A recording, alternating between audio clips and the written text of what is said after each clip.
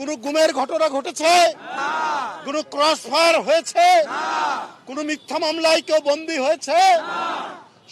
উকি দিচ্ছে ফ্যাসিবাদ। আমি বলবো যে পচা পানির পানার মধ্যে দিয়ে তারা উকি দেওয়ার চেষ্টা করছে।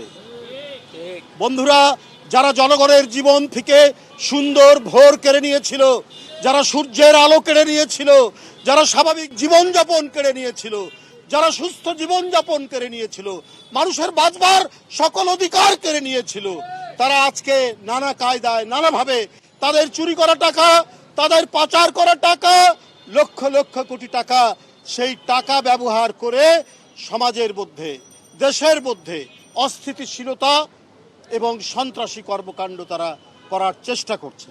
বন্ধুরা আমার, বহুদিন পর জনগণের শুভেচ্ছায়, জনগণের ম্যান্ডেটে একটি অবাধ সুষ্ঠু নির্বাচন, যে নির্বাচন শেখ হাসিনা কেড়ে নিয়েছিল, কেড়ে নিয়ে তার ভয়ঙ্কর দুঃশাসন এবং রক্ত পিপাসু সরকার গঠন করেছিল, তার বিরুদ্ধে জনগণের স্বতঃস্ফূর্ত ম্যান্ডেটের মধ্যে দিয়ে জনাব তারেক রহমানের সরকার, গণতান্ত্রিক সরকার, সেই সরকারের বিরুদ্ধে ষড়যন্ত্র চক্রান্তের তারা বেড়াজাল বোনার চেষ্টা করছে।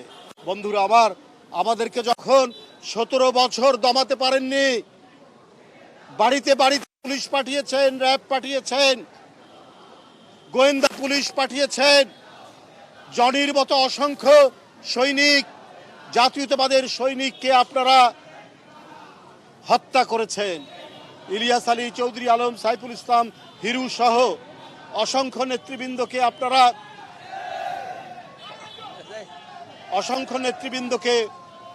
আপনারা গুম করেছেন। আবার গুমের রাজত্ব ফিরে আসবে, জনগণ সেটা সমর্থন দেবে? আবার ক্রস ফায়ার ফিরে আসবে, জনগণ সেটাকে সমর্থন দেবে? আজকে 4 মাস তারেক রহমানের সরকার, বিএনপির সরকার, বিএনপির নেতৃত্বাধীন জোট সরকারের সরকার, কোন গুমের ঘটনা ঘটেছে? কোন ক্রস ফায়ার হয়েছে? কোন মিথ্যা মামলায় কেউ বন্দী হয়েছে? শুধুমাত্র দুষ্কৃতিকারী সমাজ অপরাধীরা ছাড়া। বন্ধুরা আমার, আজকে দেশ যেভাবে অগ্রগতির দিকে ধাবিত হচ্ছে, এই অগ্রগতি, সমৃদ্ধি, শান্তি, গণতন্ত্র, বহুদলীয় গণতন্ত্র, মানুষের মত প্রকাশের স্বাধীনতা, এটাকে আবার বন্ধ করার চক্রান্ত তারা করছে তাদের উত্থানের মধ্যে দিয়ে। ওইটা আর সম্ভব নয়। জনগণ ঐক্যবদ্ধ, গণতান্ত্রিক শক্তি ঐক্যবদ্ধ। তাই বন্ধুরা আমার, আজকে শুধু নয়, প্রতিদিন আমাদের সজাগ থাকতে হবে। ওরা নানা ধরনের উস্কানিমূলক কাজ করবে, শুধু তারা নয়, তাদের পক্ষের অনেক মহল কিন্তু আজকে এমন কথাবার্তা বলছেন যেটা দেশ বিরোধী, সার্বভৌমত্ব বিরোধী। আমরা বিভিন্ন জায়গায় এত সাহস পেলেন কি করে?